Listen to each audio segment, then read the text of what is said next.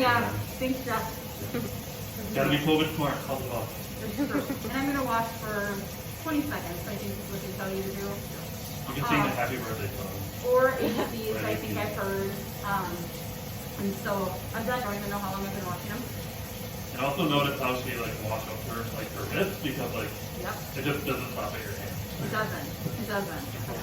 I'm really being healthy good. So and finish the washing.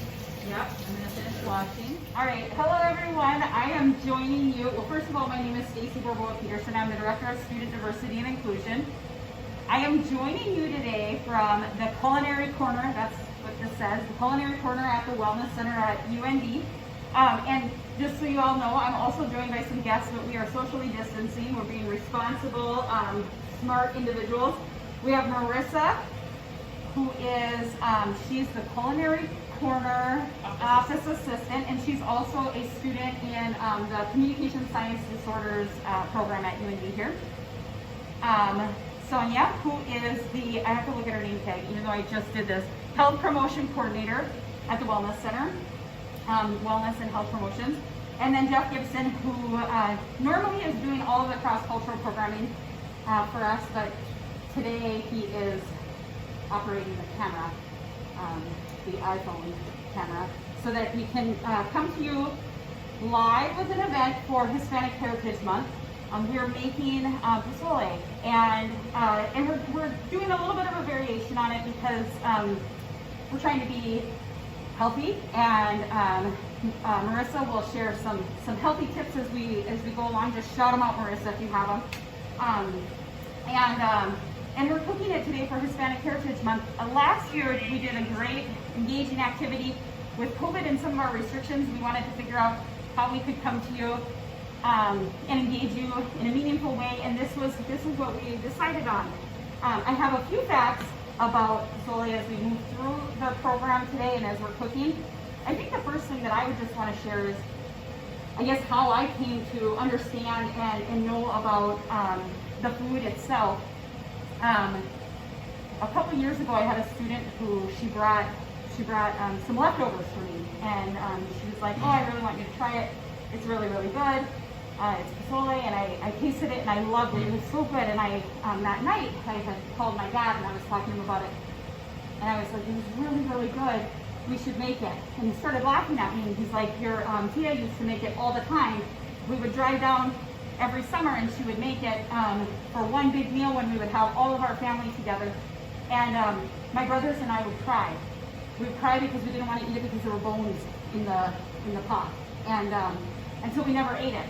And he's like, "If you would have just tried it when you were little, you probably would have understood how great it was." And it was, she would make it because family would come together, and it was a way to celebrate all of us being together.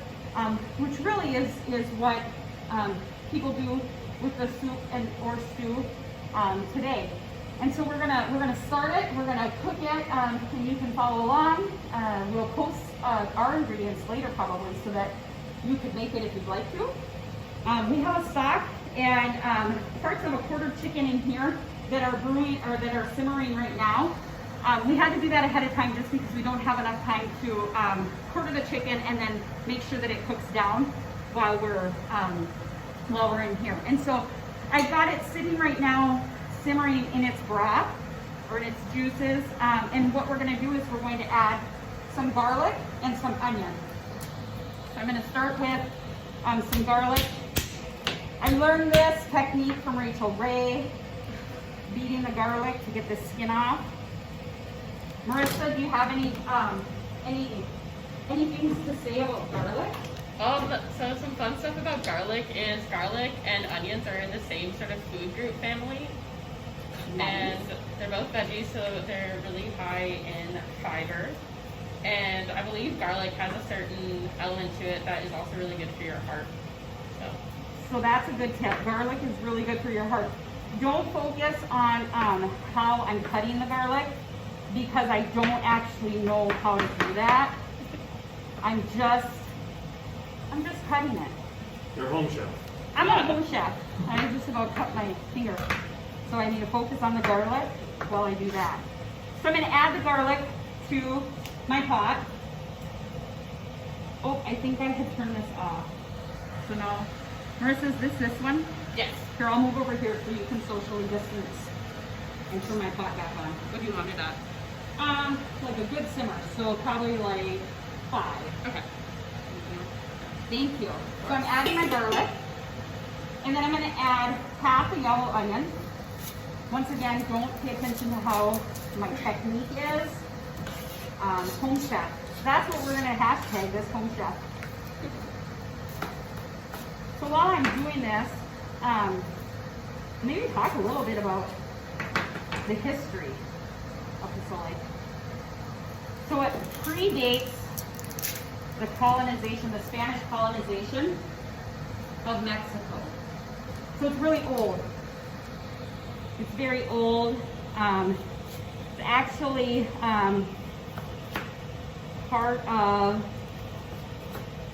they say that pieces of it are part of Mexico's, or the Aztec creation story. So it's spiritual in nature. And like I said, it's oftentimes eaten as part of celebration, whether families are coming together, holidays. I know that we would have it, like I said, in the summer when we would go down and visit.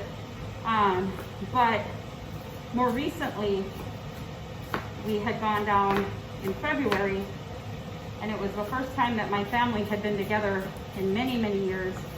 And my aunt, Maria, she had been letting hers simmer all day long. It smelled so good. We obviously, because of timing, are not going to be able to do that today. I will tell you that it's going to be good. I have a mess. Somebody on Food Network is really bothered by a messy kitchen. I can't remember who it is. I'm telling you right now, I have a messy kitchen. All right, so I have the quartered chicken. I have the stock that it has produced itself. And then I have garlic in there, and then I have onion, and it's simmering. And then I'm gonna add a bay leaf. I might even add 2 bay leaves. That's the thing they talk about pozole and how it's evolved over time. And there's green pozole, red, white. Some folks make it with chicken, some make it with pork. I've seen vegetarian pozole. So folks have done different adaptations of it. The one thing that I would say is that has kind of remained a constant, unless we're looking at a vegetarian option, is that it has three ingredients always: meat, hominy, and garlic. And so we've got our meat in here. We've got some garlic in there. Marissa, I just used this. I don't know if that was perfect. the one. Okay. You're good. So we're gonna let this continue to simmer. I'm gonna turn it up just a little bit. Oh, I should ask you, Marissa. Mm-hmm. We're using chicken. Yes. What are some things you can tell me about chicken? So the chicken is really high in protein, and because we just use plain skinless chicken breast, that takes off a lot of like the fattier contents of like the skin. And all we did was we just cooked it in some vegetable oil or extra virgin olive oil, and then just shredded it a little bit. And when you're cooking chicken, we want to make sure it was cooked to an inside temperature of 165. That's food safe. And then we just shredded it and put it in the pot. Awesome. How about onion? What can you tell me about onion? So like I said earlier, onion is in the same sort of food family as garlic. You did say that. And 1 second. I'm cutting onion right now. That is why my eyes are starting to tear. They didn't when I cut the first half. I thought I had stumbled upon the cure to cutting onions and not crying was maybe to wear a mask. But I don't think that's it because my eyes are starting to water now. And that's okay. It's part of the experience. Go ahead, Marissa. So onions are also very nutrient dense, much like garlic. So they're lower in calorie, but they're very high in things like vitamins and fiber and stuff like that. So they're really good add ingredients, and they add a ton of flavor. Awesome.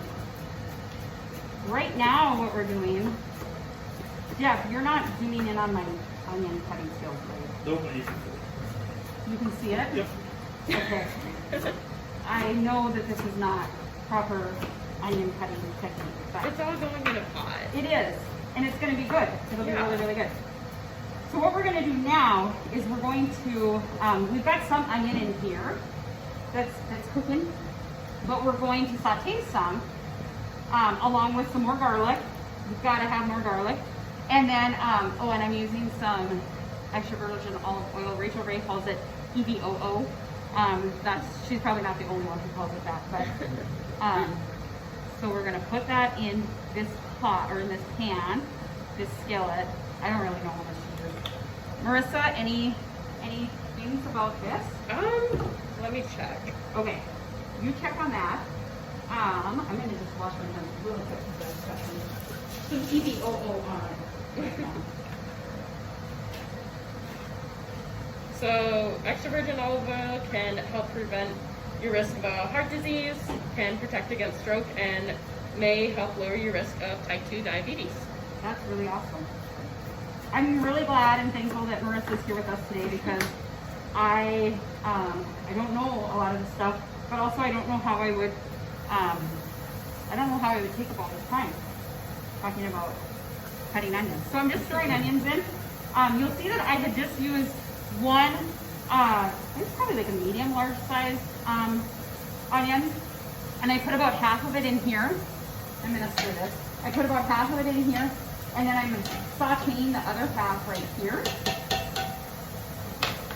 And then I'm gonna add more garlic. That's gonna be good.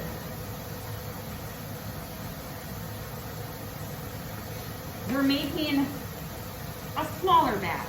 I know that when my student shared, my former student shared her recipe with me, she, I didn't do this one very good, it didn't even come on. She uses an industrial size can of hominy. And hominy is a really important vegetable. It dates back to, like I said, the creation story. Hominy is dried corn, and we're using canned hominy here, but dried corn or maize, and the plant itself is very important in Aztec Mexican culture. What do you know about hominy? Hit me with some hominy facts, Marissa. So hominy is a lot like corn, and your body digests it the same way, except the vitamins in hominy make it a little bit easier to digest, which is kind of cool. Yeah, and it's a little more nutritious than corn. Awesome. Hominy is also very prominent in Mexican style cooking. Yes. What does it say here? It is the building block of pozole. That's what I wrote. It's the building block of pozole. And then there was one other thing that I had, let's see here, thought I had written about hominy. I think it's, oh yeah, it is a sacred plant. I think I already said that. Hominy is a sacred, look at everything steaming over there. It looks super good. You know, when we were trying to figure out what we were going to prepare for today, you'll notice, I don't know if you can see outside, but you'll notice that our weather is changing. The wind is blowing, it's getting cooler outside, and I don't know about you, but when it starts to feel like this, I love to have a good soup or a stew is always nice. I'm cooking this until until the onions get translucent. Marissa, can you look up what it means to have a translucent onion? Yeah. I see it in recipes all the time, but I actually don't even know. I think it's just that you can see through it, essentially. Yeah. So maybe you don't have to look it up because Jeff is shaking his head yes at me. That it's just, yeah, you can see through it. So we're adding crushed red pepper flakes right now. You could add jalapeno.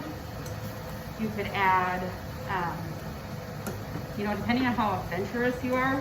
Actually, Jeff took part in many pepper challenges when he was younger. Jeff, what is the hottest pepper you can eat? Hottest pepper I can eat or I've had? Huh? I think I've had the ghost pepper is probably the hottest I could probably attempt. Yeah. But I can eat jalapenos like nobody's business. That's Like whole, like seasoned. You must well be in pizza. We used to dare each other in high school. Probably not the most the best decision making we had, but my spice intolerance is pretty high now. I can do that. I'll tell you that much. I'm gonna turn down our onions and I'm gonna just let them keep going. I actually really like it when I'm watching Chopped or something like that and they do this. So I'm gonna do it for you. Okay, this is looking really, really good. I can't wait. Oh, really good, and you're good. Was it? Okay, now we're gonna head to the hominy. So this is what we're using. We're gonna use 2 cans of it, and we're gonna drain it. And I love it when cans come with these things, rather than tabs, rather than a can opener. Oh my gosh, I just broke that off. Marissa, do you have something that we could? I'll stand over here on this side of like a can opener. Do you have a can opener? Yeah, we do. So what happens? It's really because I was talking it up. Okay. Rest it to the rescue. Marissa, do the rest. I'm so happy she's here.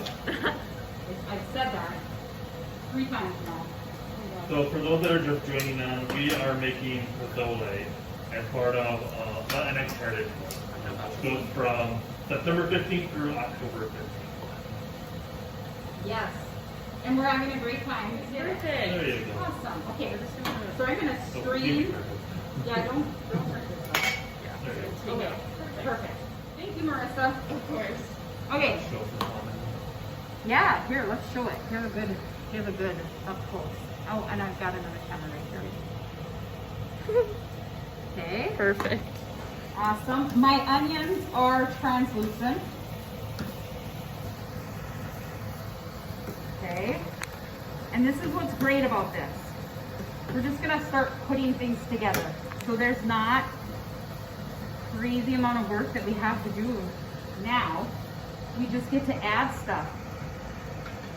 So we're putting in, remember this was our onions and garlic and peppers. And we're gonna add 2 cans of hominy. Okay, and then we're going to add, we're using chicken broth. You can use the stock that you would be using from the chicken, but a lot of times it's not enough, so you have to add additional stock, and so you could use pork or chicken stock. We're using chicken. We're cooking with all chicken today. That's about 4 cups. Yes, 4 cups.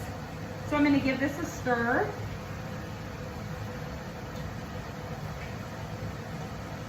And now we're just going to let it, we're going to let it go. We're going to let it stew, not stew, what's the word?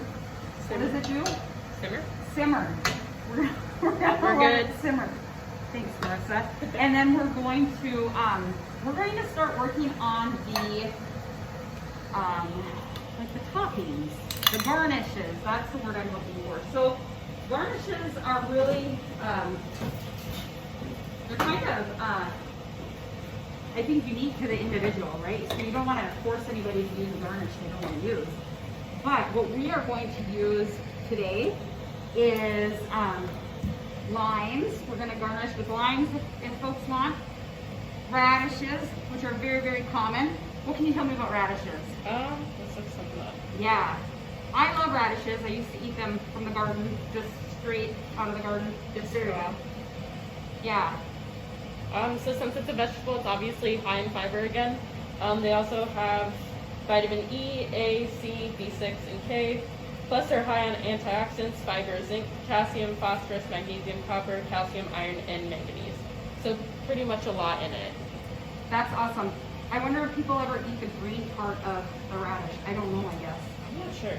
Google, yes, you can eat the greens. You can. Yep. Ooh. But they say it goes well in a salad. Oh, radish tops in a salad. So we're gonna start, we'll start with the radishes. I love radish, like I said. I think they're great. Stacey gets washing them off. I'm Yep. washing them off, yes. Should always wash off your vegetables after you buy them from the grocery store. Yeah. I'm not sure if you all heard that or not. Make sure that you are washing off any of your vegetables when you get them from the grocery store. And then before use. Yeah. So they're nice and washed right here. Look at how pretty they look. I do love a good radish. Here, I'm gonna show this one too. Dripping everywhere. I know, I'm Not gonna the figure cleanest out. one. No, I'm gonna figure out who that, I'm gonna stir this really good. Who the chef is. With the Haitian messy kitchen. So like Bobby Flay or something. I don't think it's Bobby Flay. I feel like it's, I don't know. Vermicelli maybe? Vermicelli? You know who I'm talking about? Yeah. Alexander. Yeah. Yeah. I think it's her. So I'm just gonna slice these really thin. And I'm gonna be ever so careful to not cut my finger. Yeah, please don't.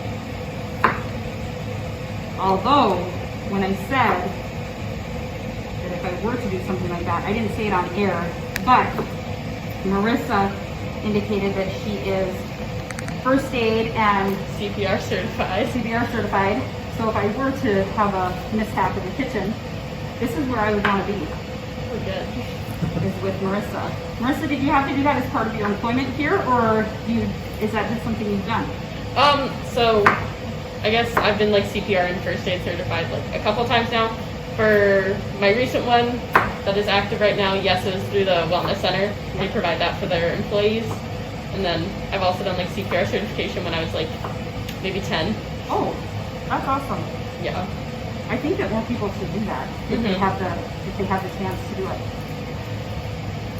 Okay, I'll probably do just a couple more of these radishes. I don't know actually if the plural of radish is radishes or if it's like radish. Maybe there's no ES. When you think about Mexican cuisine and like the food, you often do see radishes actually served with tacos more than what we think of a traditional American taco. Usually it's served with the radishes and onions. You also see like jalapeños as well, and instead of like lettuce, you'll see cilantro served. So I think radishes are a good staple that are commonly used. Yes, and they are really good. And super healthy, as Marissa indicated. So that's great. I eat them raw. I do too. Sometimes I like to put just a little bit of pepper on them. And I think that that's really good. Actually, sometimes I like to put a little bit of like lime. It's like a lemon lime seasoning. Is it tahini? It's like tahini, but it Oh. has more. I feel like it has more lemon in it. It's almost like a lemon pepper, but that's really good on them.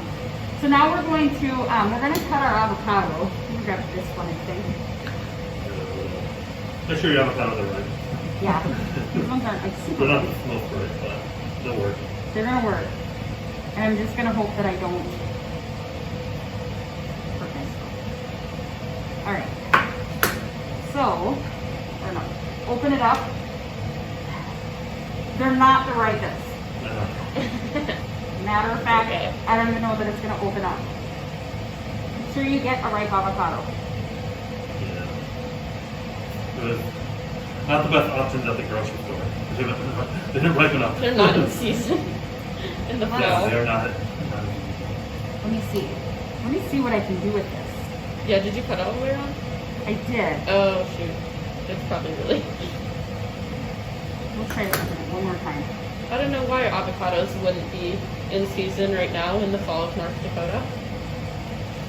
True. Well, what can you tell us about avocados, Marissa? So avocados are a fat, which some people may think is a bad thing, but they're actually a really good source of fat because you do need a little fat in your diet still. And because avocados are they a fruit or a vegetable? Is that a debate? They grow on a tree, so I would say a fruit. Okay. So because they're like a healthy fruit, they're actually really good for you. So they're a good source of fat for your diet. So that's really good. So, as you can see, not quite right. It's not right. This is going to be sad. It's a sad day for cooking because I don't know that we're going to get this avocado out. So normally we would just, take our knife and pop it and we would turn it and it would just come right out. This is not going to come out. Yeah, still very yellow, not quite. It's not going to come out today. But it's a good thing that it's not mandatory in our dish. It is it's something that a garnish that we could add. So now I'm going to chop the lime. I love limes. I love key lime pie. I love putting lime in my water. Marissa, hit us up on some lime facts. So limes are really good for reducing heart disease, preventing kidney stones, and like you said, putting some fresh limes in your water is a really great way to get that into your diet without having to specifically eat something. And it also makes drinking water a little easier if you're not like a big water drinker, and it gives it a little flavor. Yes. I love a good lime. Although I did read once that when you go to a restaurant, you shouldn't ask for a lime in your water because I've heard that. Like all the germs that are, I don't know, that are in the lime dish when people are grabbing limes and things like that. You shouldn't ask for like lemon with your water. Yeah, I've read that. And then we have some shredded cabbage right here. It's a mix of cabbage, so you'll see there's purple and I don't know if this is just called regular. I don't really know. And then normally then would be a side of crema, but we are substituting crema with a healthier option. So we have a Greek yogurt that we will use for our topping as well. So I'm going to take a peek at this. It's really looking great.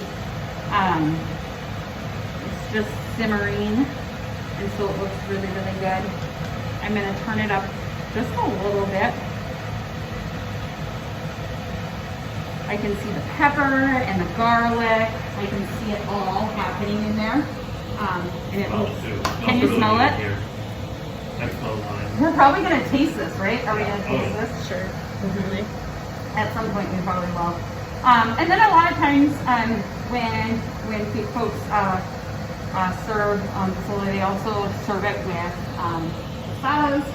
And so we didn't make our own because we're focusing on this right here. This is our project. I don't know if I could do both of it in the kitchen at the same time. So we did purchase some, and so we'll have that on the side as well. And that's what we'll have with the crema. Yes. I am going to, Marissa. Yes. Can you find a small plate for the radishes and the lime? And I'm just going to get out of the shot here so that, we're safe. So I'm just going to, put this on my plate here. This is the garnish plate. You probably can't even see it because I got my big spoon in the way. Jeez Louise. So my garnish plate, and then we would, normally have our avocado on there. I'm going to pass them now, so that's okay. This is still going to be amazing. If you're on campus, you can probably smell it. Wherever you are, you actually probably can't. But you can just imagine what it smells like. So there's our garnish. And then I'm gonna try to tidy up my area a little bit here. I'm gonna head back to my pot. And I'm gonna give it a good stir. It looks amazing. It's doing everything it's supposed to do. And we're gonna let it cook a little bit more just while we get our, maybe we'll get some serving bowls out because we're probably gonna taste it. All right, so I think we're gonna get started. I think we maybe will join each other for a little food. I am going to, is this good, you think? Is it time? Okay, so I'll start with this one. How much did all the ingredients cost? I think it was like, what was it, 20? Around 20? $20, yeah. The most expensive thing was the chicken. Because Okay. we make several. Yeah. Marissa, do you wanna, If they do what are the colors? How well, would you explain it? so the tostada itself is made also from corn, ground corn. Yes, yes, they are gluten free. Oh, really? So ground up, and then you can get like bags of masa in the store, so you can make your own tostadas if you want. And then basically creating tortillas and then frying them or cooking them. If you want a healthier option, baking them. I've seen people bake them. And then yes, you can use them. I like to call them like the holder of food, right? Like you can put anything on your tostada. You can put cheese on it. You can put meat, vegetables. Really, they're like an edible. I was gonna say an edible ham because they're called the food, but that's kind of weird. Yes. So, but they're really, really good. I'm gonna dish up one more bowl for Sonia. So as that wraps up, we're just gonna serve and we're gonna enjoy. You don't need to see us eat. We're gonna be eating socially distant serving. But it's gonna be really good. It is. It's gonna be really delicious. We hope that you really enjoyed this. This is something new for us as part of our programming, doing commercial aspects of it. But if you are continuously interested in the cooking and different things that you can make at home, definitely check out what Wellness and Health Promotion are doing. We have some awesome things that are going on through the culinary program. They have a YouTube channel. You can follow the Wellness Center on their social media. Lots of great things that are happening